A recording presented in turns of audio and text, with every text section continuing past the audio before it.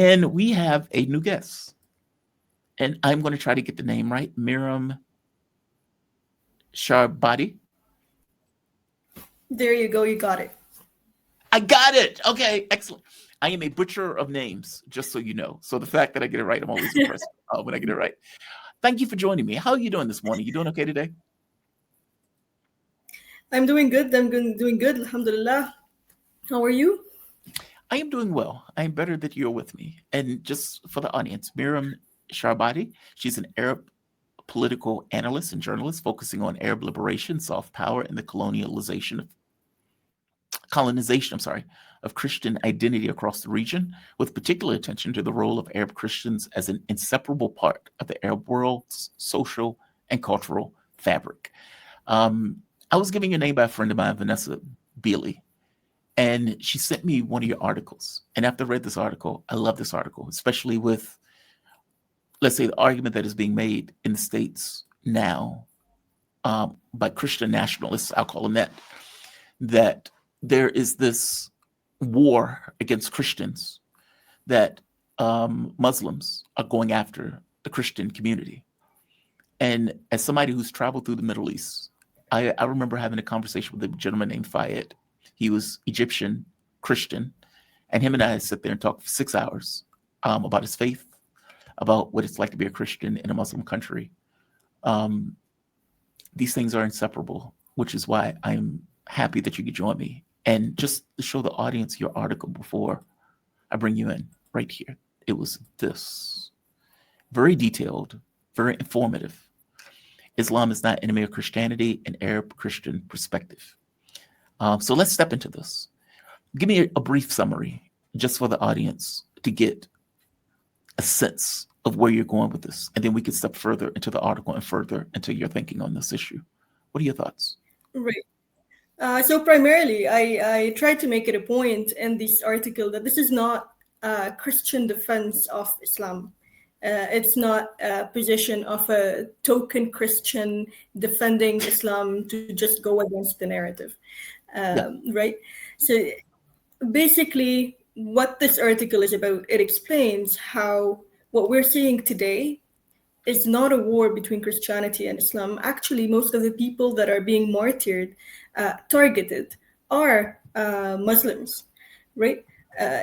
They are Sunnis, they are Shias, they are Druze, they are Yazidis, they are Kurds, they are Christians, they are really, we are from all ethnic and religious backgrounds in this land, owners of this land and indigenous to it. What happened is that decades ago, the French and the British decided to infiltrate this part of the land. And so the early invasions came through the Crusades. But we're going to fast forward a bit, because if we're going to go through history, I think it's going to be a bit of a complex 1,000 years. Fair enough. Fair enough. No, fair enough. I mean, because in the article, you even hit upon this idea of like what people consider that basically the West has invested massive amounts of money into the various groups that they reference. Like, it's almost like I'm going to put a huge amount of money into groups that are offshoots, that are not, let's say, the predominance of Islam. Yep. And these groups are going to do a lot of killing. And then I'm going to reference these groups as being the same groups that we need to be afraid of, despite the fact that I'm paying these groups to do exactly what these groups are doing. Your article is fantastic. Yeah, so pretty much what they did is exactly that. They came in and they said, all right, so we have seen unity during the Crusader era between Christians and Muslims under the banner of a one national identity. And this is something that did happen during the Crusades. If you don't know it, read a book. It wasn't a black and white war, right? It wasn't a Christian, Muslim, and it wasn't East and West. Some people from this region allied with the Crusaders, and some people from this region were enemies of the Crusaders, depending on the time period. So we're also not talking about 10 years or 2 years or 5 days. Right? We're also talking about a span of political eras. So what happened is that over time, the British particularly set foot to invade Islam, to put it that way. And they created a monster.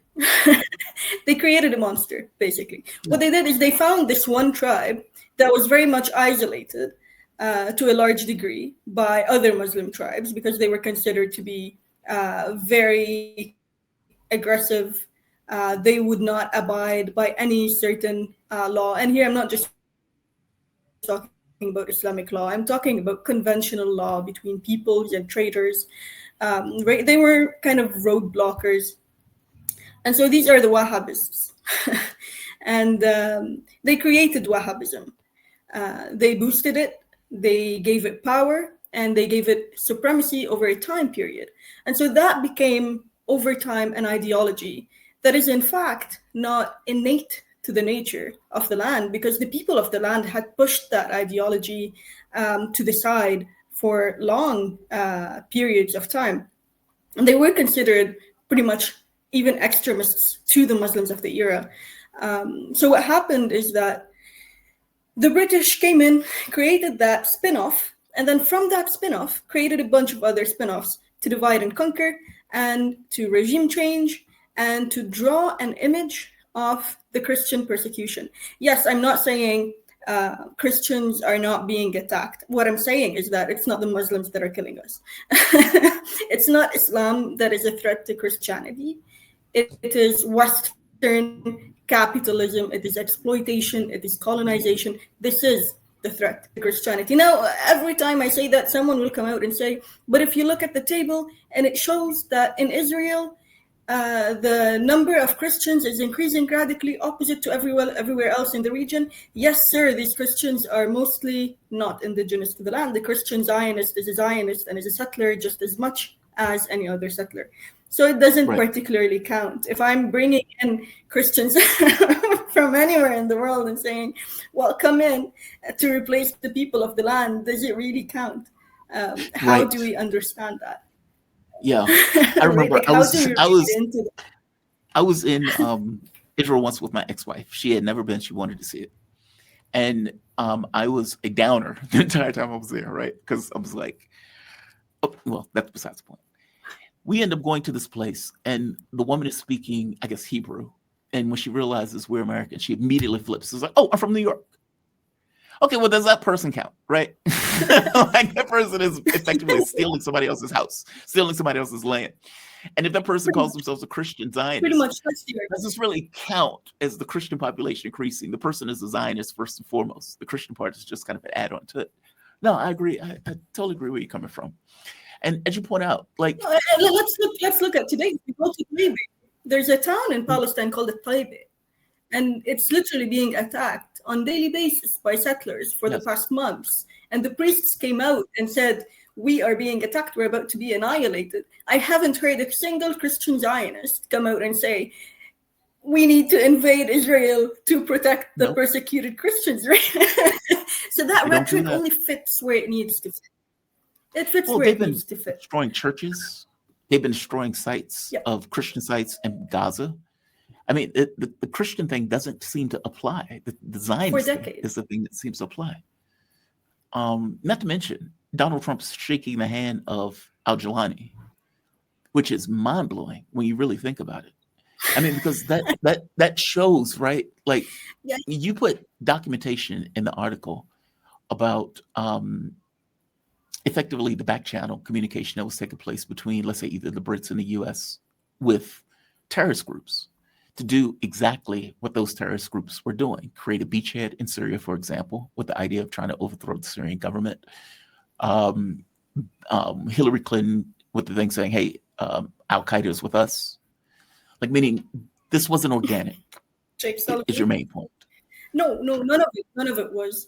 And to be fair, it's not to come and say that everyone that was against Assad was a U.S. asset. This is not the argument, right? Because you can like a leader, not like them, a president, a leader, a religious person. It doesn't matter. See, this is a normal existence within the national structure. Right? What is abnormal is when you suddenly have a funneling of money, military equipment, training, and a ready-to-go regime change operation, right? That whose leaders have been trained in US prisons in Iraq, while Iraq had its regime change operation, a few years before. So we're talking a decade before we had regime change in Iraq. And so that is problematic. A lot of people joined the revolution in the early days of the revolution in Syria, but very quickly people picked up that, okay, hold up, this isn't a secular revolution against, Right. a corrupt elite, which is what the West was painting it all the time. This is a question of killing the Alawites and sending the Christians to Beirut, because that was the slogan. It's one of the early chants in Syria, which says Alawites to the grave, Christians to Beirut, right? And that picks up very resonantly for people of this region who go and say, all right, this is another one of those, because we've seen it multiple times. And so what happened at that time is that people started to realign themselves, because we understand that the war is not between our different faiths. The war is between us and those who want to exploit us. Now, we have our own struggles amongst each other, like any other people, right? Grounded in so many different things.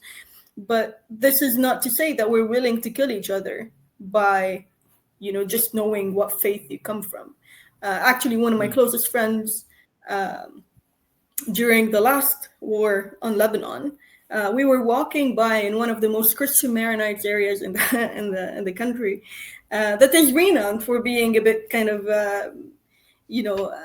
edgy around the resistance movement. And so during that time, during the war, we were walking by, and most of the comments that came were, "Are you okay? Do you need anything?" Because we were going around to see how we can help, who we can help. This was the response. This is a natural state of our existence. This was the state in Syria for decades. This wasn't state in Iraq for decades. Right? We even saw Christian fighters fighting right next to Muslim fighters, Sunnis, Shias, Druze. We saw everyone fighting together against this one enemy, and this Takfiri enemy. See, I would not like to use the term jihad, because jihad is an Arabic word. Half the Christians I know are named jihad. Jihad just means the struggle. It has no, subliminal meaning that's terrifying or anything of the sort. It's just an Arabic word. And so they're not jihadists as the West paints them, because that was also part of the push to turn everything we believe in inherently in our linguistic understanding of the world into something terrifying. So we identify less with that and we identify with something else. So in doing that, the terms jihad and Islamist became, the monsters we should not get near. But they're words we use as Christians and Muslims, actually. It just means the struggle. We have the personal struggle in Christianity. We struggle against ourselves, our desires, our greed, our arrogance, right, as human beings. It's a struggle. It's jihad and nafs. It's our personal struggle. And it's the same thing in Islam. And so they're not Islamists, because so anyone who's a Muslim would be an Islamist. The term itself is misleading. The term as a term is inherently meant to take the average person towards a misleading emotional position. Anytime they hear anything related to Islam, because that's the entire word, they would feel like they should go away from it or like become an enemy of it. And so what they really are, they're takfirists. They're takfirists. They come in and they say, you are a kafir, I will kill you. And they're willing to do that without any judgment, because takfir, even in Islam, requires whole committees, requires a leadership, requires a decision. It's one of the most difficult decisions. It's not something that someone walking down the street decides. That's not what it is. And it's explain not what that term means. Like, explain, because you go into a definition and you explain how that became a thing, Takfiri or Takfiri. I think I'm pronouncing it. I'm maybe mispronouncing it. Yeah. So basically what it is in Islam, a kafir is somebody who does not believe in, right? So a Christian would ideally not believe in Muhammad, peace be upon him, that would make us a kafir. But equally, a Muslim, right, for a Christian, does not believe in Christ. And for us, he's a kafir. Right? Right. It's the act of not believing in something. Right? So now, here, there's a very precise position in Islam, and it might differ between one sect and another in Islam, right? So there is a general umbrella definition, and there, just like Christianity, Orthodox, Catholics, the Protestants, we would have our own differences. But under that umbrella, for somebody to become a kafir does not necessarily intend that you have a right to kill them. It does not. There's nowhere that says that as a given statement where you can just do it. Otherwise, by that standard, Christianity would not have survived 2,000 years. Demographically, we are a minority, demographically. And for the most part, it was Muslims that protected our churches. Starting from Al-Quds, not to go into the details, starting from Al-Quds, the keys of the Church of the Resurrection, right? Where are they? Who holds them? It's a Muslim family. Right. It's a Muslim family that has protected them. And it has actually, funnily enough, it has protected them from the Christians, from the Christian invaders who wanted to divide the land and decided, all right, so instead of allowing that Western Christian and Eastern Christian war to end up with us not having anything to identify ourselves by as Arab Christians, we gave the keys to a Muslim family and said, this is this is who's going to keep us safe. And that's literally kind of what happened. We went to protection to our fellow Arabs, regardless of faith. And that would have not been an option if the version of Takfirism that the West has put forward was in any way a reality. Mm-hmm. Do you know what I'm saying? Yeah, no, I do get that. It basically, the fact that Christianity continues to exist in the Arab world pushes against this idea that there was a war between the Muslims and the Christians in any real sense of the word. That there was a commonality. People lived together. It wasn't this idea that they were trying to push forward that Christians are being just murdered and massacred in the way that they're saying it. For no reason, without any cause. You know what I mean? That's kind of a wild imaginative rhetoric that was pushed forward, and it was pushed forward for centuries. And so when we look at the world from outside of that narrative that we've been fed time and time again, and I'm telling you as someone who was fed that narrative in my earlier younger years, right? Because I grew up in a very Christian Maronite isolationist kind of village. Because I don't know how much you know about Lebanon's history, but there is a group within the Maronite community that's a bit isolationist that adopts that narrative of the Western savior, the crusade, come save us from the Muslim enemy. And so there is a group that kind of exists with that ideology and narrative that's propagated. However, they do trade with the Muslims, they do eat by the Muslims, they live with them. So it's more of a narrative that had not been possibly realistically translated on the ground, but it became linked to them through the Crusader era because this is how they became a recognized church. They came and met the Crusaders. They recognized them, and so they were at the time persecuted by the Byzantines because they were considered like not a proper church. And so it was a whole kind of historic political problem, similar to the problem between Sunnis and Shias, or it's a power politics, covered veil of religion. And so when you grow up and you realize that, well, we do everything with the Muslims. We share a language, we share the food, we share the jokes, we share the pain of war, we share the pain of survival. Then what exactly is the problem? What exactly is the problem? And then you travel and you realize that whenever someone sees you in the West, for them you're Arab. No one asks you. Yes, they don't make a distinction. No one believes. We do not make a distinction. No number of times I was asked, why am I not wearing a veil? And I and I always joke, I say I'm not a nun. And they're like, what? No. I'm like, why would I wear a veil? Like I don't understand. You know? So Yeah, that we don't make a image distinction. that image is just insane. Even half the Muslims here don't wear a veil. Like it's not.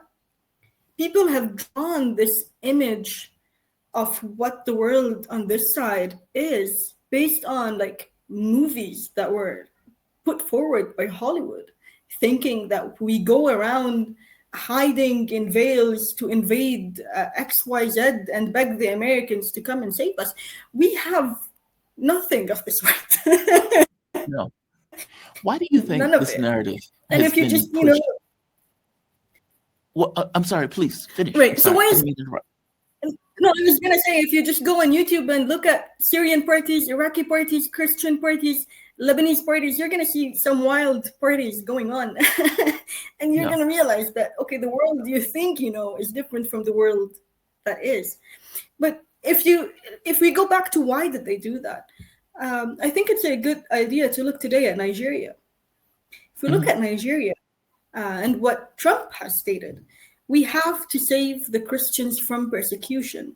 Boko Haram, Ansaru, all of these groups, they mimic the Takfiri groups we have in this region. They are the Africa version of them.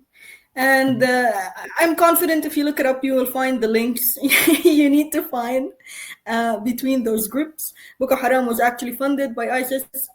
They exited from them, so they were based in them. And when we look at the world from that perspective, we realize that, okay, the premises that Trump is putting forward is Christians are being killed, so there's a Christian persecution, right? And someone is killing them.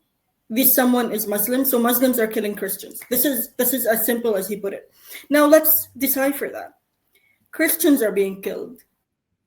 Shias are being killed. Sunnis are being killed. Okay, that changes the problem. So it's basically people that are being killed. Right. So it's people in their own land that are being killed, right? The Shias have been facing Boko Haram in Nigeria for years. Sheikh Zakzaki has family members that were assassinated. Where do we go with all of that? How do we understand it? We understand it from a very different perspective. We understand it by looking at a map, saying, all right, there was a time when the Americans and the Brits and the French and the West in general, NATO today, divided the world in such a way that serves the exploitative needs and desires, right? That map no longer works for them. It's starting to work for its own people, right? You have countries in Africa that are coming out and saying, we want to liberate ourselves from this Western chokehold. You have countries here saying the same thing. All of this being put together tells you that the West is now looking to remap. They're looking to shut down all of these resistance movements that have suddenly become capable of actually facing that West. Right? The resistance movements in Lebanon, in Iraq, in Yemen, right? Yemen has been historical. It's been unprecedented. In Iran, in Palestine, we have not been defeated. Right? This will inherently translate where? If we look at a map, it will translate to Somalia, Sudan, right? It will translate to Nigeria. It will translate, and it has already in Burkina Faso and Mali, Niger. So we're looking at a whole map that no longer serves the interests of that Western elitist, capitalist desire. So how do we break that? We use the same old myth that will rally all of these people in the West that have no idea what they're fighting for under a banner. One banner has been, if we don't save Israel, we are next. The other banner is, Christians are being killed, let's go save them. The last time they saved Christians in Iraq, I'm going to let the Iraqi answer you. Yeah. The last time they saved Christians in Syria, we have Julani. So I don't know what kind of saving they're doing, but it's not the same saving you and I would understand. They're bringing in the enemy and they're making themselves the only potential savior left. So they're giving us only one option: either die or live long enough to accept them as the only alternative. And this is what we won't do. This is what we won't agree to. And this is why I wrote this article. Right? Again, it's not a defense of Islam. It's actually to ring the bell for the Christians. It's a message for the Christians. Islam does not need me to come and defend it. The resistance does not need me to come and defend it. They have been fighting. They have been putting forward martyrs. They have been the ones at the forefront paying the price. They don't need me to defend it. The people that need me to defend them, or at least try, because I can't really defend anyone, but at least try to bring in some knowledge or a different perception, it's the Christians. It's the Christians here that still cannot see it. It's the Christian in the West that still cannot see it. It's the people that are incapable still of understanding what all this chaos is about. So it's really not a defense of Islam. It's a call for Christians to realize that if we don't put our hands in the hands of the people, whomever they are, whomever they might be, if we don't say no to the exploitation of the West, even if in return of great gains, because they do give you these great gains at the beginning to actually become, party to their proxy wars. They give you land, they give you property, they give you money, they give you whatever it is. If you don't do that, if we don't say we don't want all of that, what we want is our dignity, our truth, our reality, we will end up dead. It's just they will use us before they kill us. And I think Syria is one of the most eye-opening moments in the past few years on that note, because they propagated the Syrian narrative for a long time, talking about democracy, rights, freedoms. We kept saying this isn't that. And what we saw the moment Damascus fell, is truly massacre after massacre. That's it. That's all we've been seeing. Under pretenses of it takes time, of it's been so corrupt, we will wait and see. It's been individual operations. No, it's not. It's been planned chaos. You're bringing in Al-Qaeda and you're putting them in the they called it democracy. In the West, they called it democracy. It was like, oh, Syria is now the democracy. They whitewashed all of the crimes that was taking place in Syria when Syria fell. It was mind-blowing. I mean, Syria was a shocking thing. To the people on this channel, as we watched Syria fall, we were mind-blown. Like, it was just a shocking thing to watch. I couldn't imagine what it would be like to be in the region as it fell. And, I was telling Vanessa about it. To be honest, we don't know what's next. What we do know is something big is being planned. And what we do know now is that the war is not over. We might have a ceasefire in Gaza. But this front that has opened, it's not a front targeting a resistance movement in a Gaza Strip. This is a front for the existence of this exploitative system and foreign influence. And so as long as they don't reconsolidate that and establish deterrence, which so far they have not, and as long as we haven't established that either, and so far we have not, but we continue to exist, and that's our victory. Can they continue to exist, and at what cost? Right? And as long as this is going on, we don't have peace. We've been dying quietly for years, sometimes a bit louder when we have a resistance. People look because an American soldier or an Israeli soldier got shot dead. This is the only time people know something happened. And we judge, the world judges us based on the consequences of their actions. It's not even the consequences of our actions, it's the consequences of their actions. Explain that. The world judges you by the consequences of, explain that. Right. So you come in, take my home, take my land, kidnap my children, and shoot my eldest son. I come back, I leave, and then I come back. with a group of 5 men, well trained. They are my neighbors. They were best friends with my son that you killed, and they grew up in the same house that you now stole. And they shoot you. And then I'm the terrorist. Because we forget this to tell the story from the beginning. So it's the consequences of your actions that I'm being judged for. Yeah. Because we only tell the story from the second half. You know, no one talks about the first half of the story. No one talks about the fact that, you know, Americans came into Iraq with shock and awe and tore Iraq down from one of the most developed countries in the region to basically a country that has no infrastructure. Mm-hmm. And now they judge Iraq based on, okay, you still haven't been able to consolidate your power and establish democracy. Democracy of what? A, you're still in the land. B, you're still stealing the resources. C, you're not allowing them to make their own decisions. D, you know, what the fuck are you still doing there? Yeah. Like, well, they keep telling you to leave. They keep saying leave. And they're like, yeah, we don't want to leave. We don't want to do that. Right? And then they have their resistance. Their resistance liberates Iraq from ISIS, you know, which is America's primary proxy. And what do they do after that? They call the resistance the terrorist organizations being funded by Iran, right?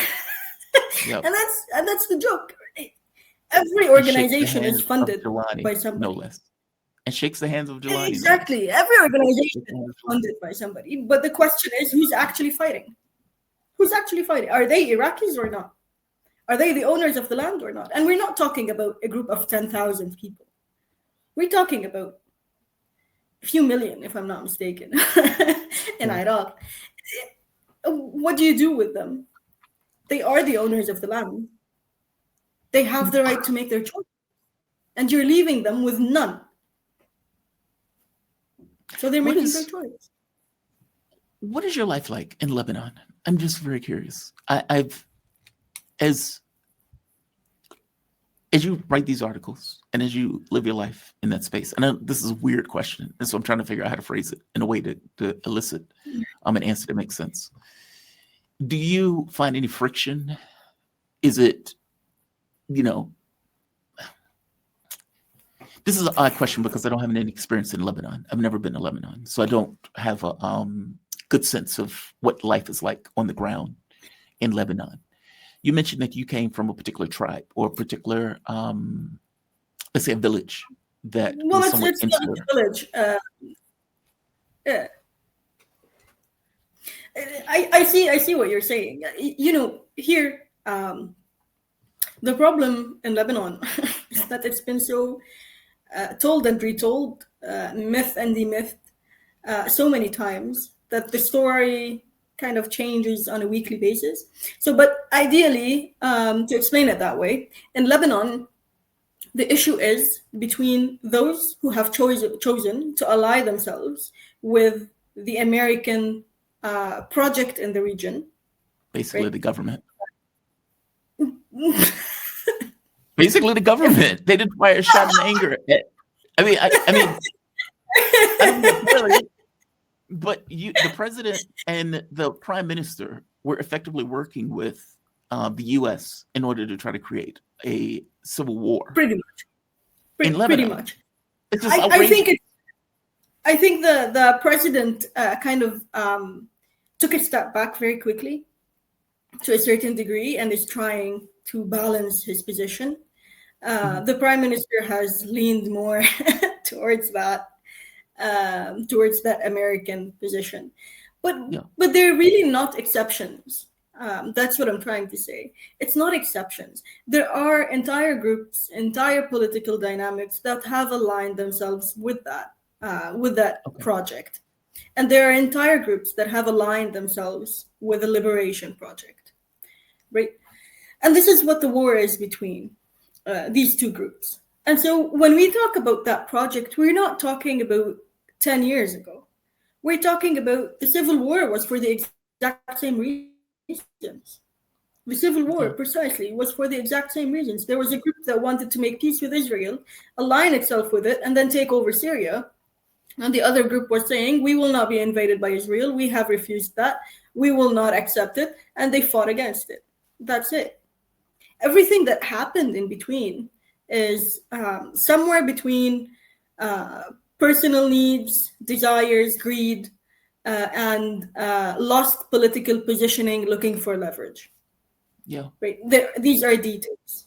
But on the forefront, what the real division was is between those who wanted to go with the American project of putting forward a greater Israel under the delusion that if and once it's established, it will leave everyone else alone because now they can exploit on their own. We get whatever we need to survive, and that's it. The others are saying, no, sweetheart, the moment they get what they want, they will want more. They want more. Right? Yeah. They will want us all eliminated. And to be quite clear, that's pretty much uh, what we're looking at today.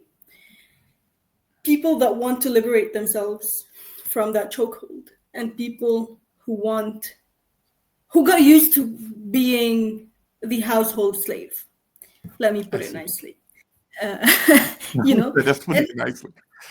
well, Yeah. yeah, because it's the same logic. It's the same logic of at the time when they would go to the household slave and say, "Listen, you have to revolt against your leader," and he'd say, "I'm okay here." Imagine like if they figure out and they put me outside with you, like you know what I Yeah. mean? I have a bed, I have a house, I have air conditioner. I was like, why would I want that? No, I get that. So it's pretty much similar.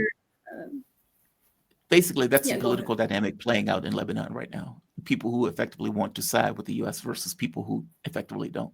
In these groups, there's a conflict at the very basis of it. Yeah. Yeah. Myriam, this has been, I always use the term illuminating when I learn something. Thank you for this. I really want to have you back. I hope this wasn't too laborious. I definitely enjoyed this conversation. I learned something from this conversation. I'm going to put your article below at the bottom of the video. Thank you for this, honestly. And, considering the argument that is being made by the Trump administration of there's a war on Christians, Muslims are killing Christians. Your article goes into heavy detail in regards to why that is a foolhardy argument.